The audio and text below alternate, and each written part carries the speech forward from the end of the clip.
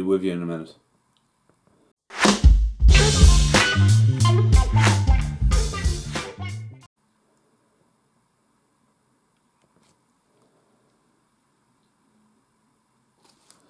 I've had this book, right, over 30 years, and I've never been able to see shit in it at all. Like, seriously.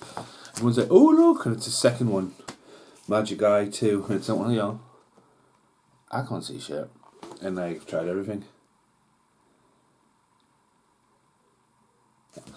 Okay.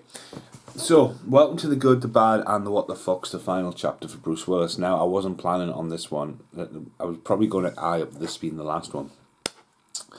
Bruce Willis has officially retired. While filming the last part, which was nigh on 6 months ago, I had no idea Bruce Willis had been diagnosed with that disease. So if there's any comments in that about Bruce Willis' acting ability, it wasn't public knowledge at that point. Now, Bruce Willis has had... Bruce Willis is now in the record books. He had the most films released on DVD and Blu-ray last year by one actor ever. No one's going to beat what he's just done. He has had film after film after film. He's popped up in all kinds of stuff. He's had a brand new trilogy called the Detective Rogue Trilogy. Within a year, they've all come out. Fortress 1 and 2 have come out back to back. He, at one point, had 4 films in the DVD release chart, whether that being the main chart or what we would call a DVD premiere chart. Bruce Willis has been everywhere. Now, I've been picking up what I can. Again, Bruce Willis is awesome. Die Hard is awesome. You can just see Die Hard with Vengeance. Laserdisc above my head. He is an action star that wasn't an action star, which, you know, he's an everyman action star when you can look at it in that respect. That's why he was Castaway, he was in Die Hard. He has been in every kind of film you can imagine, from comedy to dramas to animation. He's worked with Disney. He is literally a household name. He's even sang with Bruno Sings Again and stuff, which isn't a bad album. Again, that popped up in the last of Good to Bad. Now, there's an absolute bucket load of Bruce Willis movies underneath the bed. And, you know, like, the goal at the minute is to get rid of them trays, put them into the A to Zs in the other room, and just end this series. So, Eddie Murphy, I was thinking about that. Scott Adkins is there, and there's Stallone there. And I'm like, right, just get through these as fast as possible. But when you've got time. So, an epic intro with one light and on the smaller camera. Mercury Rising we watched last night, and it was watched on Netflix, which obviously I'm annoyed because I'm annoyed at two things. One about Netflix and one that I should have done at Adam Sandler Good, the Bad and What the Fuck's, because we watched both Grown Ups and we've watched a few Adam Sandler films the last couple of weeks. I rewatched Billy Madison and went, ooh. But Grown Ups was cut on Netflix and there was no warning, and Grown Ups is only a 12. Why it was cut for, and it really took the enjoyment out of the film. So, in that respect, we watched Mercury Rising. And, you know, there's fucks and shits and all kinds of stuff in there. And there's also, I think with Mercury Rising, it raises massive awareness for autism. And it's one of those ones where they're going, you know, this is the correct way to say stuff and you can't say that. And you think Netflix, if they're going to censor grown-ups with someone being sick, or Lonely Island sitting with a ball sack on a window, then you might think that they would try and take out the negative. But it is the back end of the 90s. So Bruce Willis comes storming through the 90s with films like Die with a Vengeance. He, you know, has the two Die Hards at the start of the year of the 90s. He has Fifth Element there. He has the Jackal remake. He was everywhere. 12 Monkeys as well. He was very taking risks, and then ends the decade with Armageddon as well. So Mercury Rising comes around between Fifth Element and Armageddon, and this is where Bruce Willis is literally bald. You can see he's bald, and he's got little tufts of bits of hair with, you know, just like, right, you fully shave for 12 Monkeys. I think you should keep it that way. This movie starts off very similar to a movie called Hostage. He's in this bank robbery going wrong, and there's a couple of people you might recognise in this bank robbery. The young kid, it's Jesse from Fast and Furious. There's a very character actor with a big bushy beard in there as well, and then the guy who Bruce Willis ends up having a fight with from the FBI happens to be in Gotham. Don't know these people's names, but there's a lot of people you know in this. Alec Baldwin's in there, the two henchmen. You recognise one of the henchmen, and the other henchman's that Paul Thingy Bobby from Prison Break and also Armageddon. So like, there's a lot of big time actors in this, as well as score by John Barry. Did John Barry do the score? No, it's someone like that. I think this guy did First Blood. It's not Jerry Goldsmith. Joel Goldsmith. No, I'll just shut up talking. The music's quite good as well. So if you haven't seen the movie, it's Bruce Willis and a kid with autism. That's how they've booked this movie. It's about algorithms and stuff like that. So you have a Luigi board, and this kid can basically see codes in magazines. And the government put out this super code as to test the public side, because every computer in the world can't crack this code. It's a new Enigma code, and this one kid can see it, and he's fully autistic. And the kid actor just nails it. You know, he just did a really good job in this. And when the government find out that he can see the code, they're just trying to erase the anomaly. But Bruce Willis ends up being the guardian of the kid. This is after Bruce Willis's job at the bank heist goes south, and he's basically on the wrong side of like his supervisors and stuff like that. So straight away they're like, just drop this. He finds the kid, and then it goes on about like, you know, trying to find out who's trying to kill the kid, where the connection is. And Bruce Willis just seems to do a loop around the block. For a citywide manhunt for him and the boy, he doesn't really seem to go far. You know, he goes back to the house, he's in the same pub, he's meeting people, and then, you know, the conspiracy gets a bit more like paranoia, everyone hush hush, and then people start shitting the pants that they're going to be next. Bruce Willis also meets his new girlfriend by just leaving the kid with him in the restaurant, and it's like, what's he doing? And then again, she's in it, and that was bugging me what she was, the actress in it, and she's actually in Hollow Man, but she's actually in Deadwood and Sons of Anarchy. Looks completely different from short hair. I was I recognise her. I was no, you've just watched all of Deadwood not long ago. I enjoyed it. It's a good Bruce Willis film. It does have a lot of people talk about it, but it does, like, there's a couple of scenes where Bruce Willis has to jump in front of a train, then dive between two trains, and then gets on the train, and then has a fight on the train. You think, you know, like, there's things being put in there to give Bruce Willis the die-hard kind of action style, what people would expect to see from a Bruce Willis film. And I think it's wrong for this movie, in a way. They like jumping in the train tracks and like that. I enjoyed Bruce Willis more showing that, you know, like, care inside, and showing that, you know, he's got a £1 million look. You know, just like his, like, ability to stand and look through a glass window at the kid in the hospital bed, and you feel for him going, shit, is this kid going to be alright? He didn't say anything, he has that look. But to then have him go, no! You know, like, there's a shootout on the motorway, and he jumps over the fence, and, like, they're hiding, and next thing you know, the kid's in front of the train, you're like, is that just been wrote into the script to make it more actiony? So, it goes up there as a good. As I say, it's one of the ones that I don't have on DVD or Blu-ray. I'll have the VHS somewhere. As I say, Bruce Willis, after this era of his movies, comes to DVDs, and it's, you know, like, the line of work that literally goes like that, and then boom, he has literally been turning up for day shoots, and like the end of the day, splashed all the films. So I have collected a lot of them. This one will be going on for a few months. I can see this now. I need to make sure I do a better job of labeling them, because if you watch the Wesley Snipes one, I actually lost a clip as well, which was annoying, because it takes us that long to get back around to editing them and just re-listen to them and correcting audio and stuff like that. But again, I wasn't planning on it. I did enjoy it, and then this is the good, the bad, and the what the fucks, the final chapter for Bruce Willis. So apparently, hello, we're back in the Bruce Willis, the good, the bad, and the what the fucks. This one came out of left field, but when you see red, danger. So they say. The Sixth Sense. Now, The Sixth Sense was one of those films, like when Saw came along at the right time, just before the internet was a massive thing, and VHS was still alive. And yeah, Bruce Willis shockingly dead at the end of Sixth Sense, and a twist. Now, M. Night Shyamalan, obviously directed 2 films prior to this. A lot of people think it's his first film, Sixth Sense. It's not. He did a comedy, and then he did sort of a film when he's the main star. So definitely, you know, going into this, he's got James Newton Horner, I think, Titanic, doing the score. Bruce Willis in this as well. Hayden Joel, young Forrest Gump, that's his full name. So yeah, you had like quite a big cast. And you know, it's one of those films where you can't really rewatch it once you know the twist, but you watch it again, and yeah, it's a good movie. But Bruce Willis been dead. Now this is along the same lines as Mercury Rising. You know, but Bruce Willis is sporting a bit hair, and again, this shows you how good of an actor he is. He doesn't need to be jumping through windows. He doesn't need to be evil and that. He can show how sincere he can be as well, and I think this is a good movie. But again, we've talked about this in the past with Bruce Willis movies around this time, because this is not long after 12 Monkeys.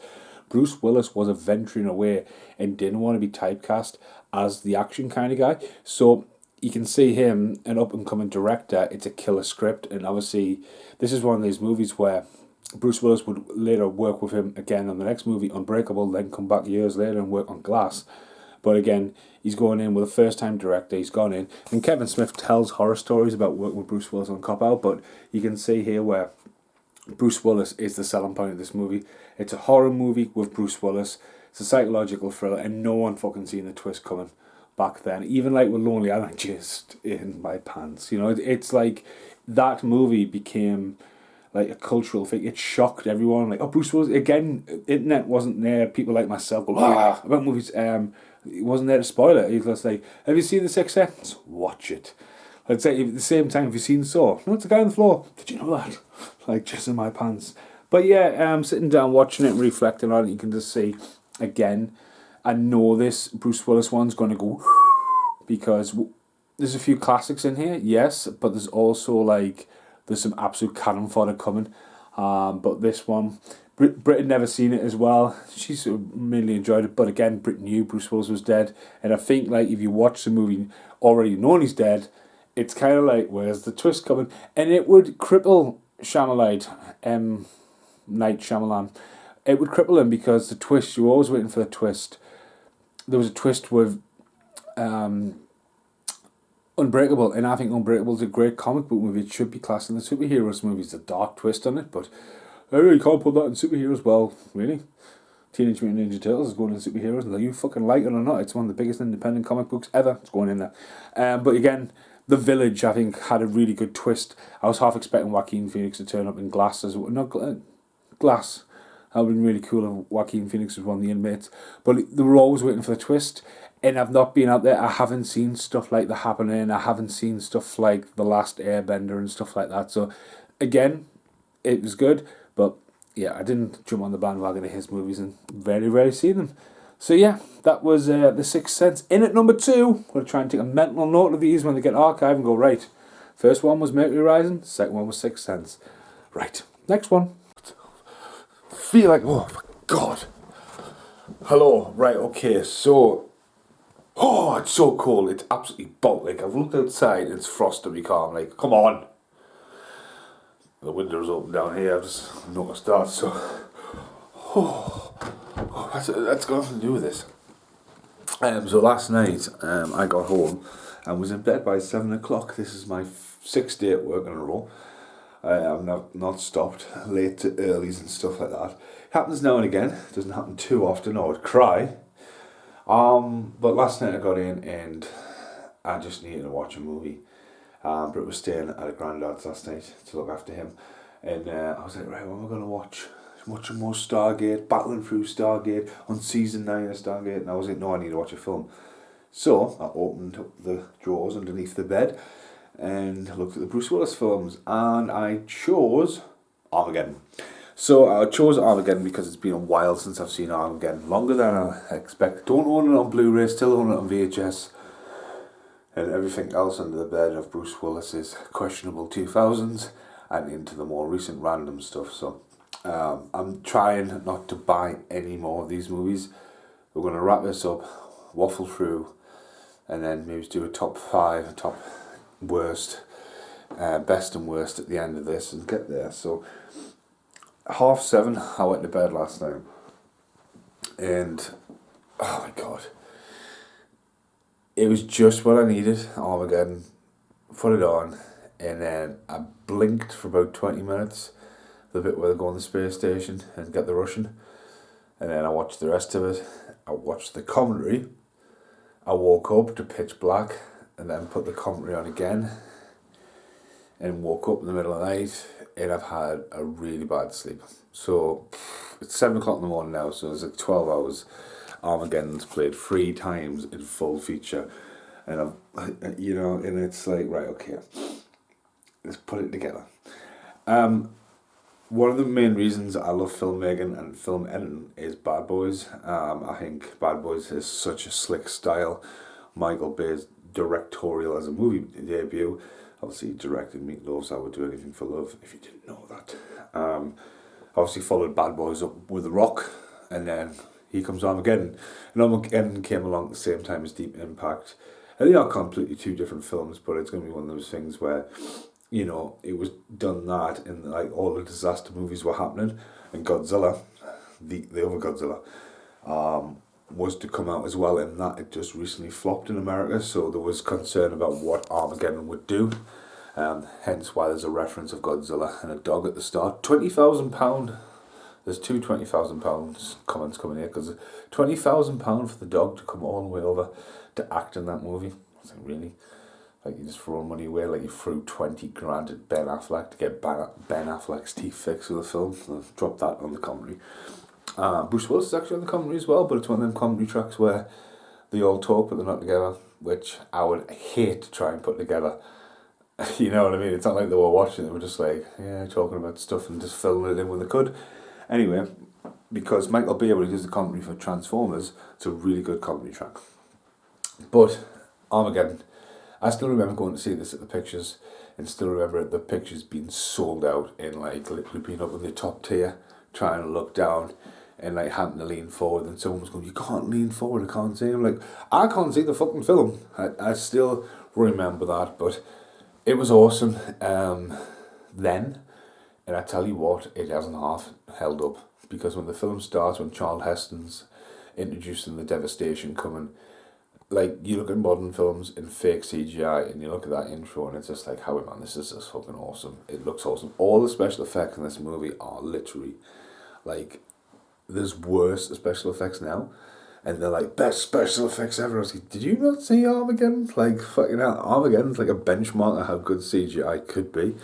But again, you're looking at Jerry Bruckheimer re-teamed with Michael Bay, and then they bring in Bruce Willis. And now, if you're going to have a guy to save the world, who else are you going to get to save, especially in the 90s? This is what I was talking about, though. Bruce Willis at the tail end of the 90s, he was in some fucking big movies, but he was also a very smart and willing actor, because he'd took risks on Michael Shyamalan. Michael Bay was a no-brainer. If you've seen Bad Boys and you've seen The Rock and you went, well, Bruce Willis is starring in the next one, you're like, fuck me, this is going to be amazing. And just the ensemble cast, Owen Wilson, totally forgot he was in there. Owen Wilson would have a massive comedy career after this, but everyone was just like, he has had some good action films like No Escape. You've got Steve Buscemi in there, who would also going to be in other Michael Bay and Jerry Bruckheimer movies. Billy Bob Thornton's in there, Jason Isaac. There's loads of people. Keith David, The Thing. There's so many people you recognise, and the score is pretty cool as well. But the CGI, and then obviously you put on the juggernaut of Aerosmith, Liv Tyler being above Ben Affleck. I was like, wow. But it's action. It's it's a global killer film. But unlike Deep Impact, where it was like doom and gloom, this really has fun with it. Like Steve Buscemi riding the rocket, William Fletcher, just a proper great turn of character with him. As I say, there's comedy in there, this style, because at the start of the movie, it's like an absolute, it's an absolute, like when it starts and the first attack happens and it's in New York, and you see some of the visuals and that, you think, my God. And again, Godzilla had just happened. I think that's why they had the Godzilla reference and the attack on the Godzilla. But when you see, it sets it up like that, then flips into the character building, the relationships, just the style and the montages, but like not 80s montages, just, you know, different styles of montages, and it just that slickness I think Michael Bay had at that time. Yeah, I absolutely loved it. Watched it to the very end after I blinked and fell asleep. I mean, the Russians were one of the best inputs. The Russian guy was in Mercury Rising as well. But what a great like movie. Like Up There is a great, I think watched too many times as a kid to now like watch it back and go, fuck me, that was absolutely fucking awesome. As I say, Bruce Willis, you know, saving the planet. I mean, who else would? I mean, if it did now, it would be Dwayne Johnson, wouldn't it? But it's just like the right guy at the right time. I can't see anybody else at that time doing it. I really can't. I can't. I think, again, this goes back to Bruce Willis is the everyman action guy who is believable in these situations as long as it's, you know, like the flip into the train of Mercury Rising I mentioned was a bit over the top, and I think just for the script. But if you look at this and you go, he's just a rigger. He gets up there, he doesn't, you know, it's more of like, he wants to get the job done, he's a leader, but at the end of the day, when he dies at the end, you think, fuck me, and like, I don't think a Stallone, a Schwarzenegger, a Van Damme, a Steven Seagal, I don't think anybody else could have done it at that time, so that was Armageddon in at number 3, and I need to go to work. The sun's not even up, but I got to go to work. I was going to film in this room. It's still freezing. It's just that room.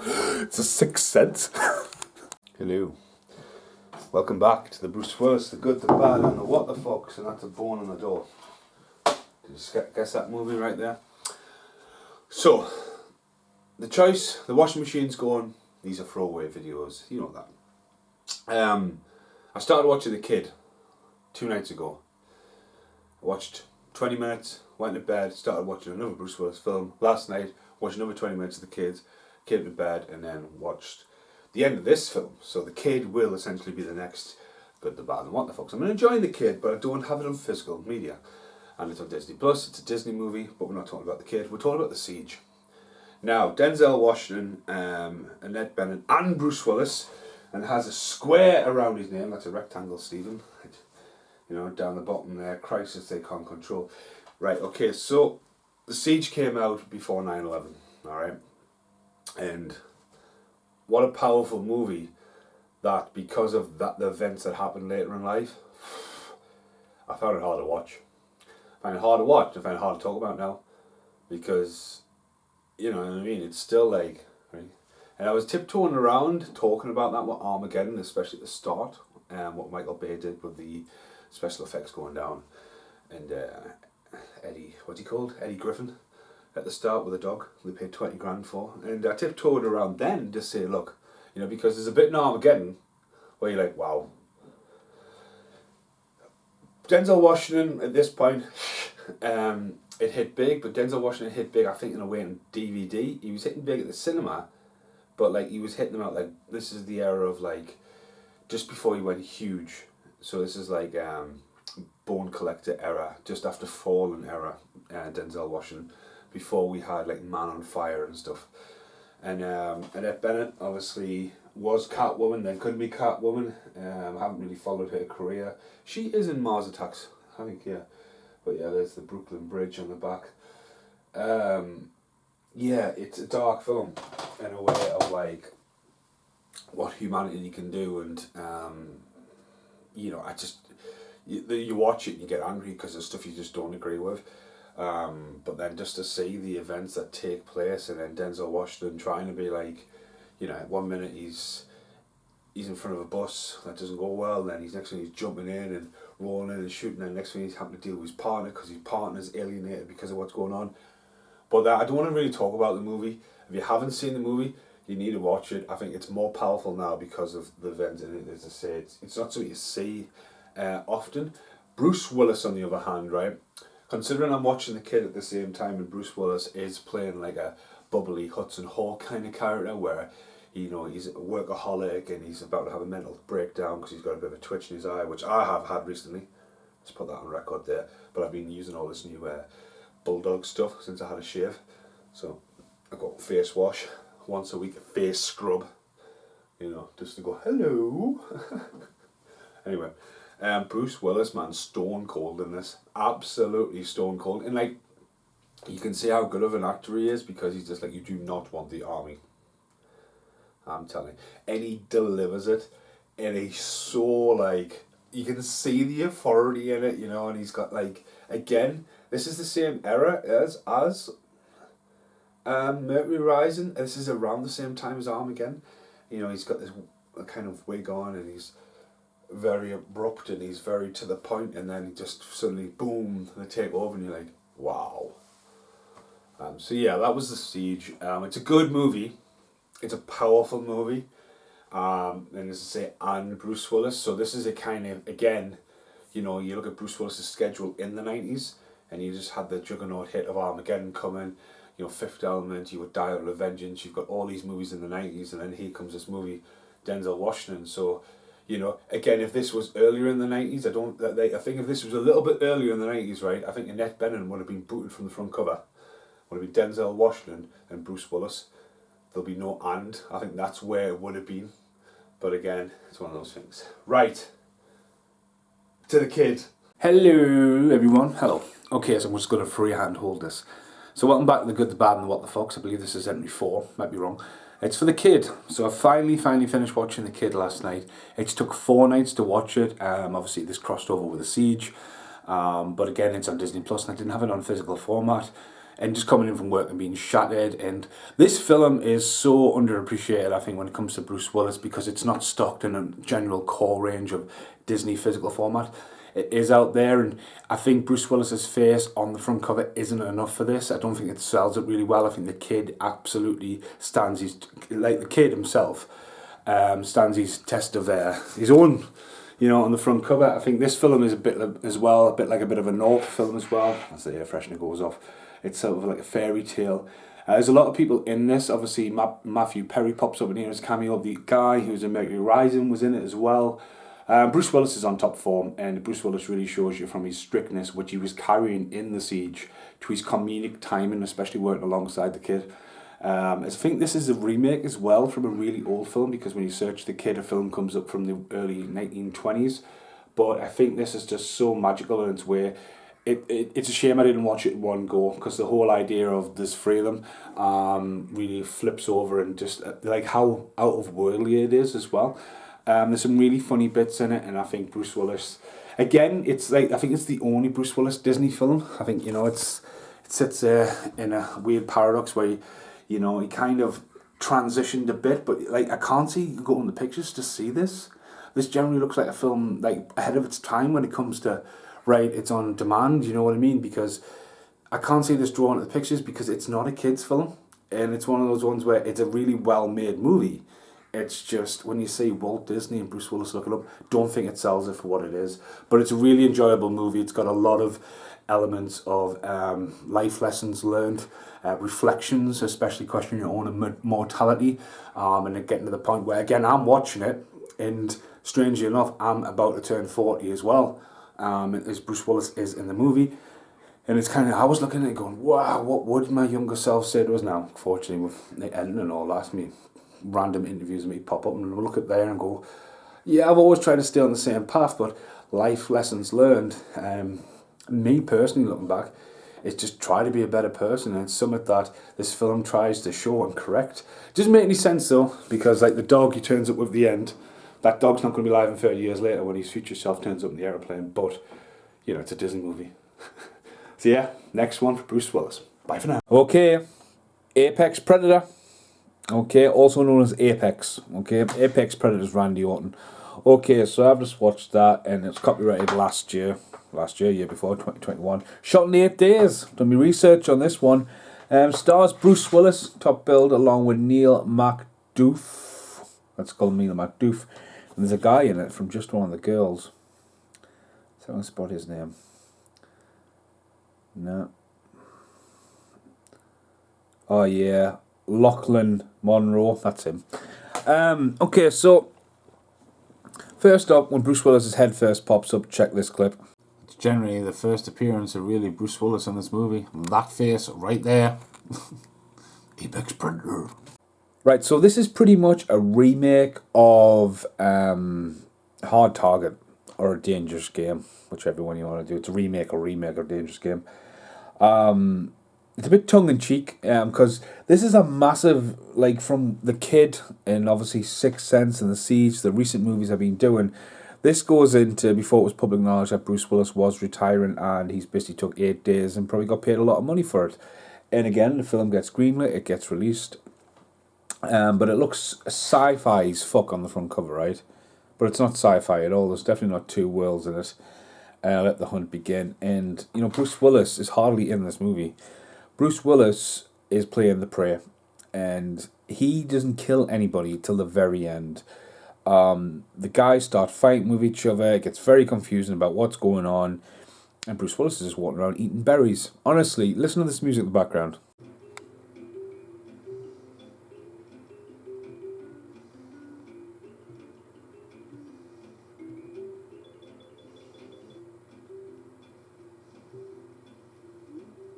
I was totally taken out of content with that. I was like, what the fuck's going on here? Because, like, again, you think it's going to be a hard target, and you think, all right, this could be interesting. No, it's not. Like, Bruce Willis has little or no interaction with almost everybody. There's a lot of green screen used here.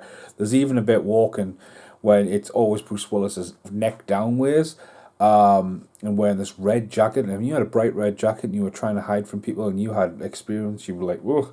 Some of the background he gives him as well. Obviously, there's a reference to Unbreakable about him surviving a train crash, also being shot in the back, which is 12 Monkeys, and jumping off a building, which is Die Hard. So it's aware of Bruce Willis.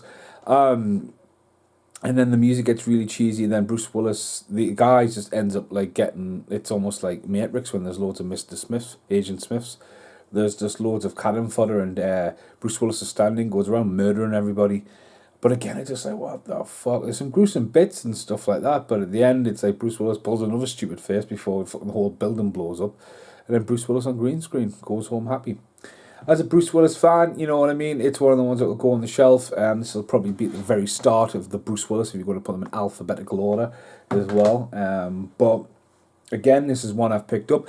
I'm not going out there and I'm not going out to pick up all these Bruce Willis films because I couldn't believe it. Like, Bruce Willis, you know, had 3 films in the chart at the back end of last year. That was out last year as well. But like stuff like the Detective Rogue series, you've got The Wrong Place as well.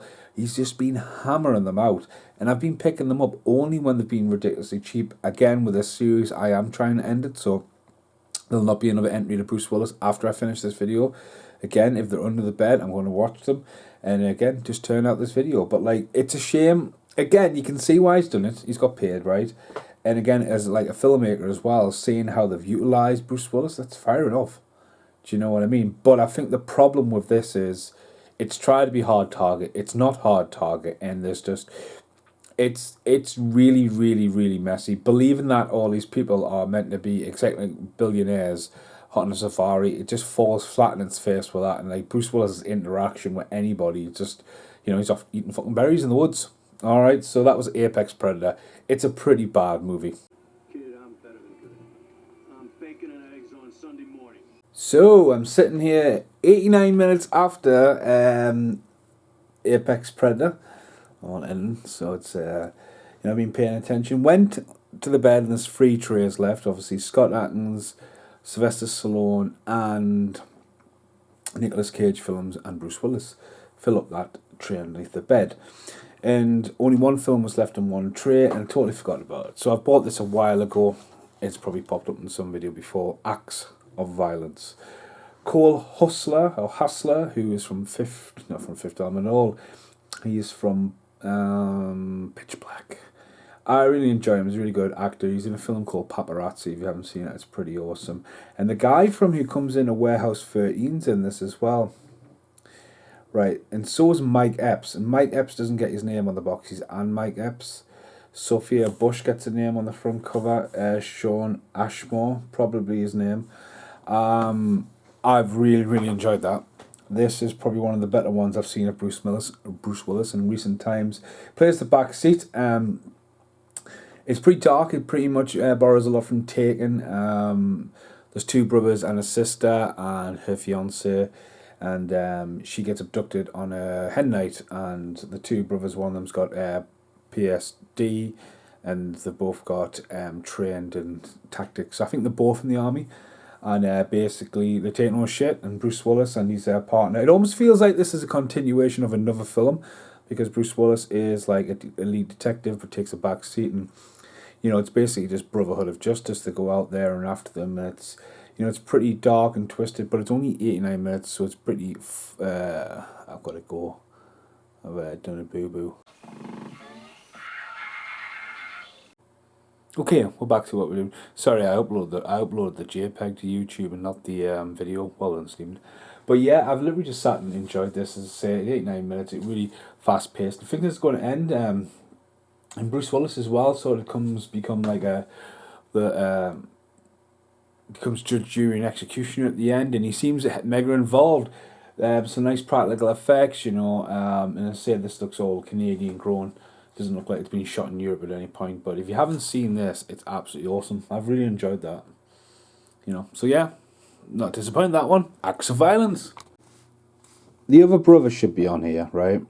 These are the two detectives. It should be Anne Bruce Willis, because with Sophia Bush, that's her there. And then, it hits like with almost like... There's a couple of films like this where you get them in the nice shiny boxes and they're always like, please avoid these at all costs. But this is laid out. It's got a lot of description then. But like hitting it home here, way too much names need to be on the box these days. Everyone needs the mention. Do you know what I mean? But look at the set of producers, man. 1, 2. I can't even work out where the breaks of the name are. Does all them executive producers need to be on there? Nah. Definitely not. But no. Acts of Violence. Definitely worth it if you're a Bruce Willis fan, that one. Okay, the next movie is going to be 16 Blocks. Had this one a long time. I believe this was a Christmas present to my stepdad years ago off my sister, and then I've inherited it, really. But it's one of them ones where it starts in considering when in England, right? Okay. Go down. Next screen. 1, 2, 3. The 4th screen lock. That is insane, man. It should be. It's insane. So I'm still sitting here. This is the 3rd Bruce Willis movie in a row, and it's 16 Blocks, right? You've seen a couple of things, especially with the what country you're in at the start. Wow, I didn't realise this was a Richard Donner movie till the very end when it came up directed by Richard Donner, and I didn't realise it was the last film Richard Donner directed. I mean, this is the guy who directed The Goonies, but also like Superman, but also the Lethal Weapon franchise, and obviously Bruce Willis was rumoured to be in Lethal Weapon back in the day. That's why at the video shop there was a knockoff front cover with Bruce Willis on the front cover of Lethal Weapon. And like Mos Def, who's changed his name to Jesper Blee now, has he? And David Moyes. I think if they had a better body, no disrespect to David Moyes, but he was always just popped up as discounted bad guy in movies, like Long Kiss Goodnight and stuff like that. I think like maybe he's a more credible threat, but Mos Def, I just could not get Damon Wayans more money out of my head. And then obviously Bruce Willis worked with Damon Wayans. I just couldn't shake the weird voice he was putting on, and I was just like, right, something not right here. And then I felt the movie was quite set bound, because if you say it's Richard Donner, you think big, bold, like popping out my head here, like Mel Gibson flying off the end of an unfinished fucking motorway. That's what I'm thinking. And again, following off the back end of Lethal Weapon 4, this would have been after timeline-ish, I would say. But yeah, I was just like, this film is flat. I'm sorry, but it was just flat. Bruce Willis looking older than he should be, I think, like trying to make Bruce Willis look old was a bad decision. And I just don't think the parents right. I really don't. The parents not right, and the bad guy, I think they could have done with like, it's just, I don't think it's cast right. And there was enough for me there. Now, on the front cover, it does say alternative shocking ending, not seen in cinemas. It's not that shocking, and to be honest with you, the ending should have maybe been the way it was. Bruce Willis gets shot at the end of the alternative cut, and the tape's playing, and he's cut after the guy who's trying to saves him. So it's a completely like controversial ending, which I would have went for. They've just went for the safe one, but yeah, it's totally weak. And like again, I'm a big fan of, obviously Richard Donner is one of the biggest inspirations behind the Lost Boys as well. But for his last movie, I would have tried for another one. Like, it's just, again, I just think it's miscast and it goes into the bad category. It's not the what the fuck movie. It's just, I just remember when this came out, this was like in Blockbusters and Global Videos was still going on there, and you walked in and you're seeing that 16 blocks, and it does say a Richard Donner movie on there, but it just falls for me personally. But yeah, I'm not watching another Bruce Willis film tonight. Definitely not. Welcome back to the Bruce Willis for the good, the bad, and the what the fucks. I haven't watched the film yet, but as I wander around the house, let's talk about Die Hard, because Die Hard was obviously in one of the last good, the bad, and the what the fucks. As I said down. Since we did Die Hard podcast, not last Christmas, a couple of months ago, Christmas before, we did Die Hard then. It is a Christmas movie. And the other night, I watched Die Hard 2 at the tail end while I was out in Newcastle. You know, it was awesome. Like, what film is always on? You know, not always on, but what film is on when you get back to a hotel? And I've seen some horrible stinker films like Steven Seagal and The Patriot, when the poppies fall from the sky and save everything. But the other night was Die Hard 2, which is awesome.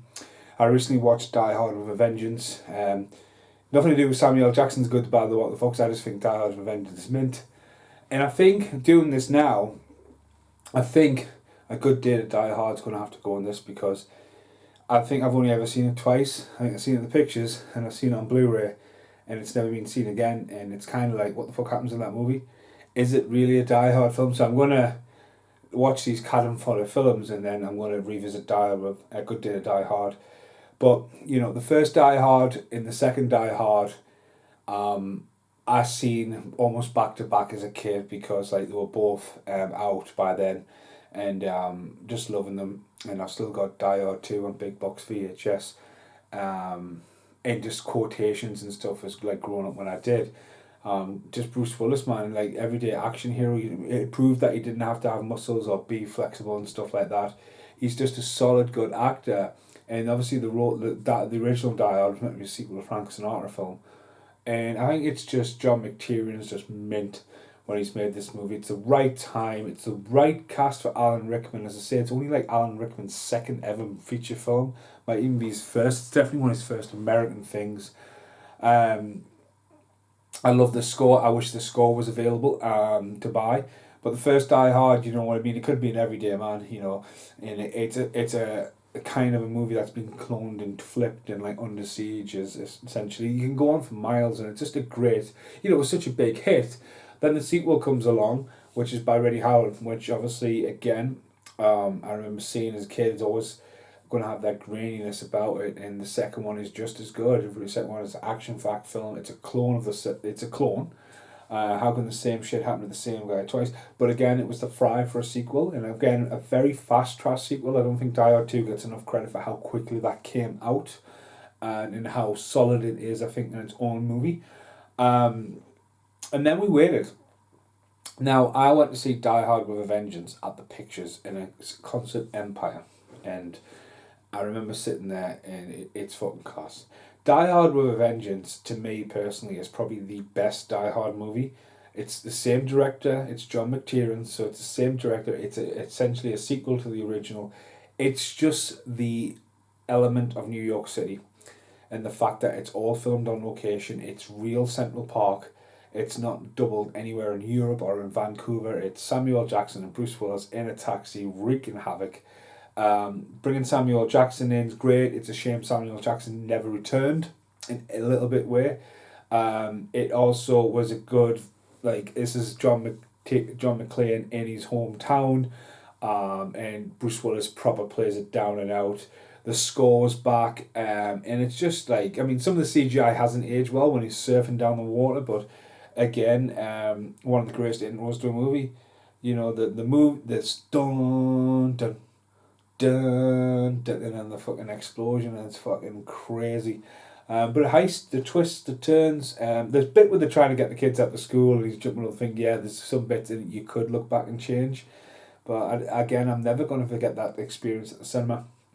Now, Die Hard 4.0, or Live Free or Die Hard, which this goes to the problems now about what to call the fourth one, because Live Free or Die Hard's an independence thing in America. I get that. Obviously, we got Independence Day over here. It's not like we're not aware. Live Free or Die Hard is a good name for a movie.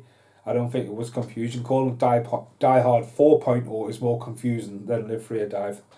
But the best thing about it is Timothy Olyphant is fucking awesome. He's amazing and Justified. He's the fucking villainous baddie. It's a feasible plot. I mean, all the Die Hards sequels and all that kinds of stuff. I've said this before. There's nothing wrong, or there would have been nothing wrong with Striking Distance and Hostage being Die Hard films in their own way. It's just the expectation of it just being escalated. And I think that's the big problem with 4 and possibly 5, vaguely, is, you know, like you look at 3 and it's just a flat out ride, but again, it grounds John McClane into this cat and mouse game. It was based off Simon Says, which was a story. The second one is based off some Fire Sale, which again, it's a short story. So they're always looking for a Die Hard film and turn it into it. But again, at this point, Bruce Willis is indestructible. He's taking on fucking aeroplanes, and you know, again, bringing Justin Long in as well, who's a brilliant actor. And then bringing in the family element. But again, Die Hard 4 was just good. But I remember being in Bulgaria when it came out, because we went to see it in Bulgaria, and it being called Live Free or Die Hard. And you know, even like people saying, oh, they'd worked on it because there's some stunt teams in the tournament. And I think Die Hard as well, like coming along the Blu-ray and DVD era. You know, again, it is what it is. And you know, it's Bruce Willis coming back, and is it the last big cash in? I would have been happy to leave it at Die Hard 4. Obviously, we're going to talk about Die Hard 5 when I get round to get watching it, but like, I just don't have any fun memories. I mean, again, front cover should just be Bruce Willis, I think. Obviously, I know it's Jai Courtney, isn't it? Is it Jai Courtney playing his son? Again, it's fake. I do remember a few good stunts in it, but I need to revisit it. I know it's the Russian one, but I'll get there. You see Die Hard with Vengeance behind us there, but yeah, again, when you look at Bruce Willis, you know, had a very successful career on Moonlighting. Moonlighting wasn't really a thing over here. I've only very vaguely seen it on VHS. The new Twilight Zone reappeared on DVD. Bruce Willis did pop up in that, but you know, he was just an everyman acting on primetime television in America, and you know, boom, you know, we get died. But you know, you guys think there's a lot of pies because Hudson Hawk's around this area, and Hudson Hawk doesn't get enough credit. You know, if you love Die Hard 1 and 2, you've got to fucking love Hudson Hawk, because he's just like this. I want to make a film, and Hudson Hawk is awesome as well. But you know, you look at this guy who had this very, very rocket of a career, and again, when I just want to put this in this, that when I did The Last Good to Bad, it wasn't public knowledge that Bruce Willis had been diagnosed with what he has been. And you know, you can kind of see, right, this is why he's popped up in so many films, and he's doing his retirement fund. I think, and again, I was watching, just completely off the trend, I was watching an interview with Henry Thomas the other day, and Henry Thomas, it's an interview about The Quest, which is an amazing movie, but he was hitting nail on the head. He's like, he looks at stuff now and scheduling, it's the same when we cast in the tournament. Actors will look at the script, what they're expected to do, and how much commitment they've got to do in the paycheck, and if there's any additional stuff. And if Bruce Willis opens up, and Robert De Niro said it for years, he's doing it now for his grandkids, and he's taking these roles, but Robert De Niro keeps delivering. Robert De Niro's the fucking chameleon of acting, and Bruce Willis did the same. Why wasn't Expendables 3? That's his own choice, but again, the camera is propped up on Fortress and Fortress Sniper's Eyes, 2 films back to back, you know, and if that's 2 weeks film and he pays £1 million a week, £2 million in the pot, done. Doesn't have to come back, done. 5 days work, done. All expenses paid, done. So yeah, that's my midway waffle. I need to pick up another one under the bed and have a watch, but God knows when that'll be, so goodbye for now. So hello, welcome back to the Bruce Willis, the good, the bad and the what the fucks.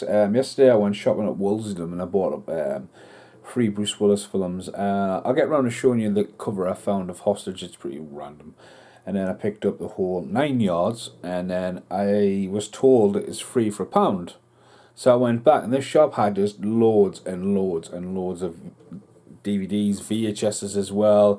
There was people just scratching through bags, and because it's up in the sticks, it's kind of like the only charity shop, so it was heaving.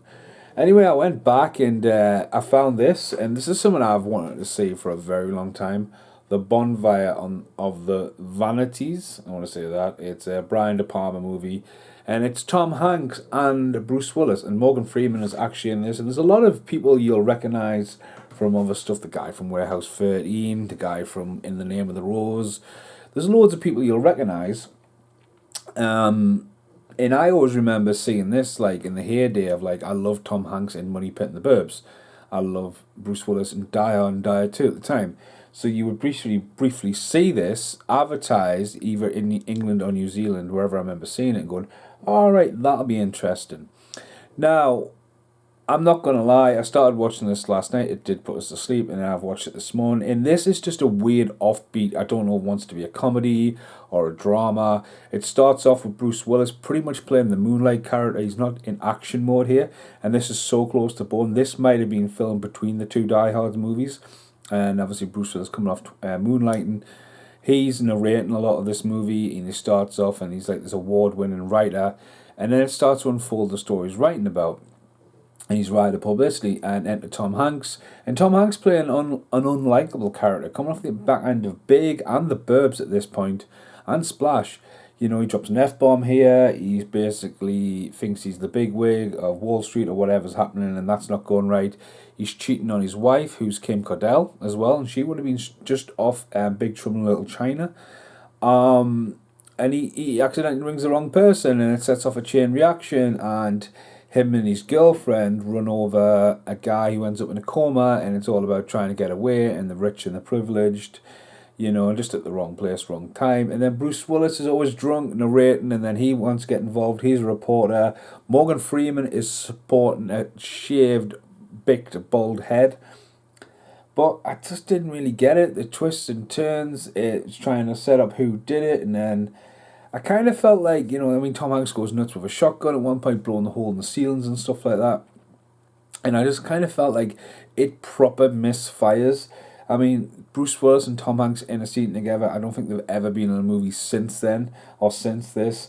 And as I said, it was just a random buy. It has been brought out in a snap box, you know, one of them snappy boxy ones, but this could have seen the light on the day of Warner Brothers, because Warner Brothers at the moment are releasing a lot of their older catalogues, and you think, you know, still now, I mean, the front cover, I've always remembered the front cover being like that, but I think even Tom Hanks and Bruce Willis on the front cover is enough to sell a modern day movie. But imagine if they put Morgan Freeman on there now as well. I think people will still watch it and revisit it, but it didn't have really, not a lot. I would say it's not like a what the fuck movie, and it's not a good movie, so it would be essentially a bad movie in this one. But, you know, Bruce Willis, you know, he carries the movie, and then Tom Hanks is in it, and then they're in scenes together, and you're like, and then it just didn't pay off at the end, and it's quite a long movie as well. So it's 1990. It's a 2-hour movie, you know, and Bruce Willis is literally looking like this paycheck from this funded Hudson Hawk. I'm going to put it out there and say that. So, yeah, as I say, a proper letdown, as I say, but a random purchase and a random nice little story about how I eventually found that movie, you know. Oh, it's free for £1. All right, I'll go and find another one, and bang, it's just sitting on the shelf. Oh, this chair's...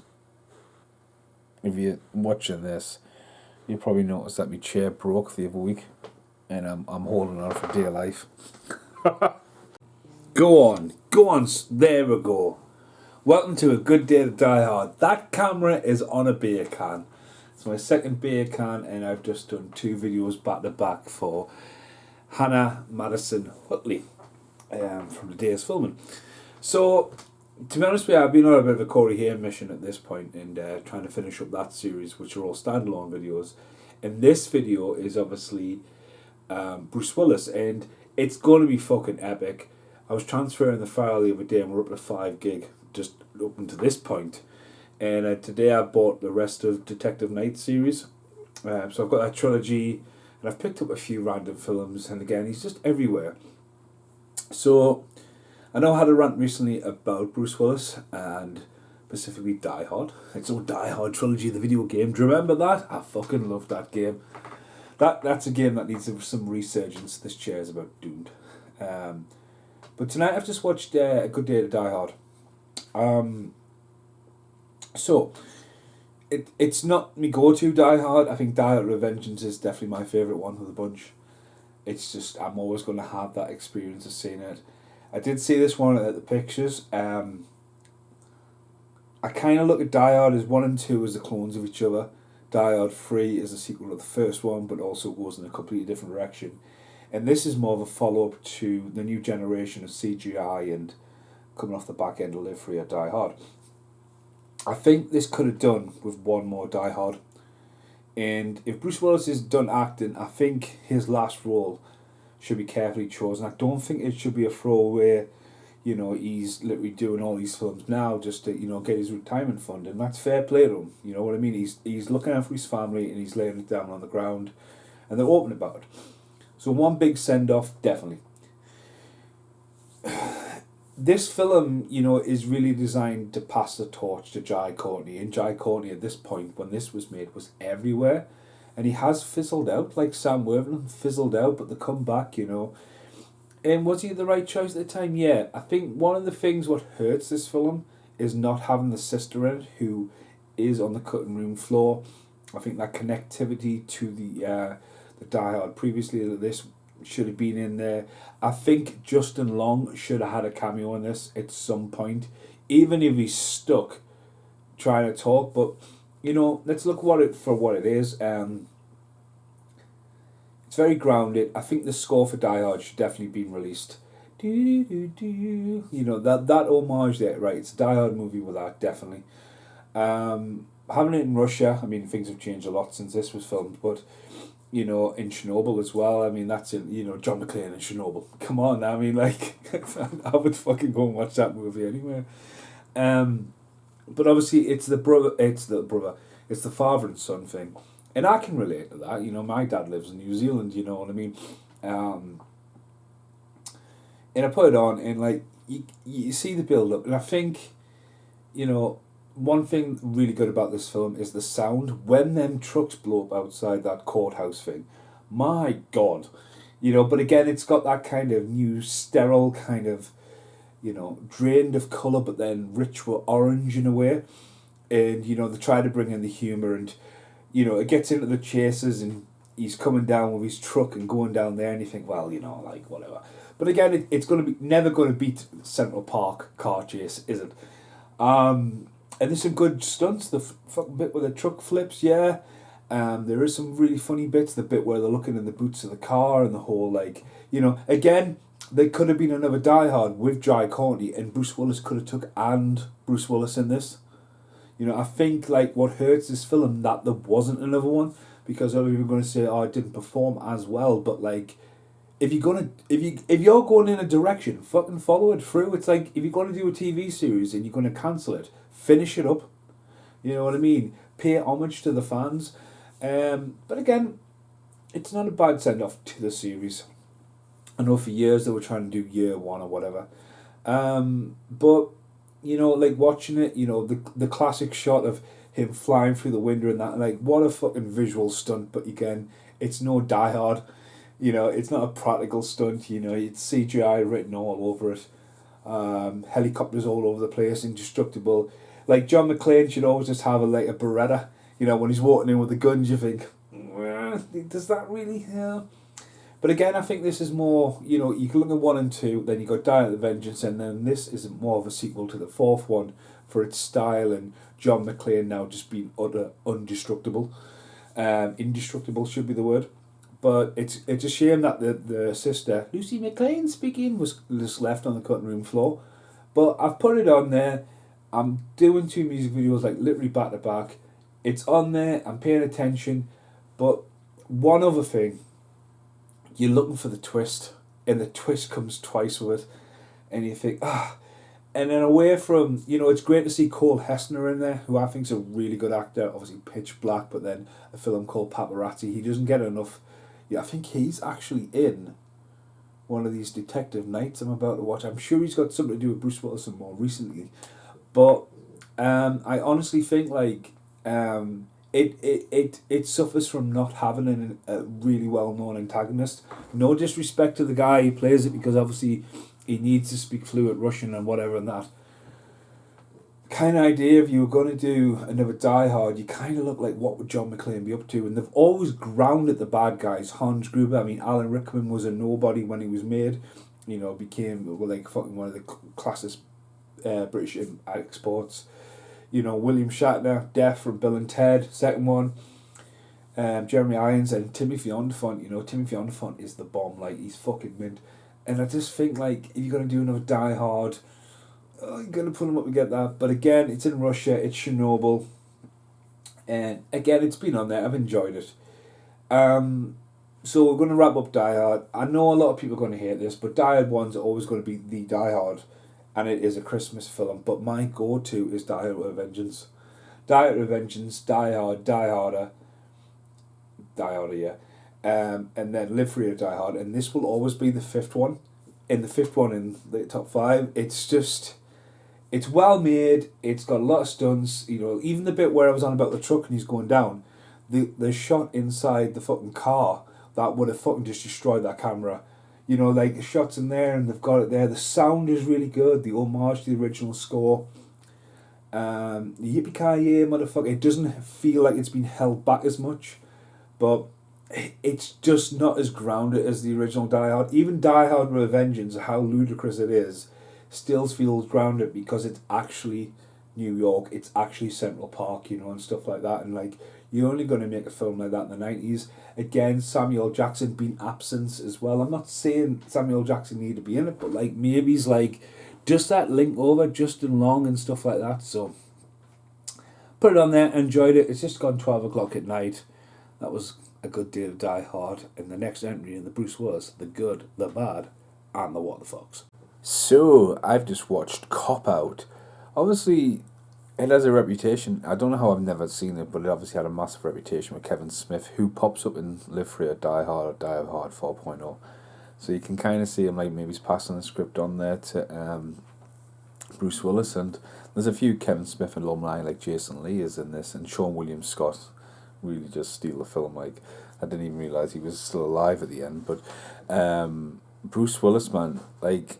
First off, it's a buddy cop comedy that it totally borrows the score of Beverly Hills Cop. It's so obvious. But if you're going to make a buddy cop comedy and have Tracy Morgan in it as well, put them on together on the front cover. Don't just go, Bruce Willis, Cop Out. Do you know what I mean? It's a mispairing. I mean, if you read IMDb, there's loads of things on it about how Bruce Willis was hard to work with. And it's a side of two stories. But yeah, I think, like, I'd love to see little bits at it. I think Tracy Morgan's a lot of improv. There's a bit where Sean William Scott really cracks Bruce Willis up the back. It just feels quite loose. They're looking for a baseball card. But again, it's pretty violent. So it's like a violent 15, but it just doesn't... You know, again, it's in New York. It's kind of like you got your roots to your Die Hard there. But I think it's not just... I mean, Tracy Morgan's done a lot of good stuff, but like, I think with this, it might have been a better casting with like another icon at the Bruce Willis's level. I think this could have been a great buddy cop and then just turned it up a little bit more. But you can see there's something wrong, and I think it's obviously the on-set problems, but it's pretty loose. So yeah, you would put it in the bad category for The Good, The Bad, and What the Fucks. But yeah, Bruce Willis looks good in it though. He does look good, health-wise and stuff. So random. Hello. Welcome back to The Good, The Bad, and The What the Fox for Bruce Willis. It's been over a week since I've done a video because I've been ill. Like, the night I watched Good Day to Die Hard, and then I watch a film the next day because there was someone else filmed on this new film camera. It's look at me, man. I'm just absolutely knackered. Yeah, I've had really bad food poisoning. I've had a bit of a cold as well, and I've just been absolutely floored.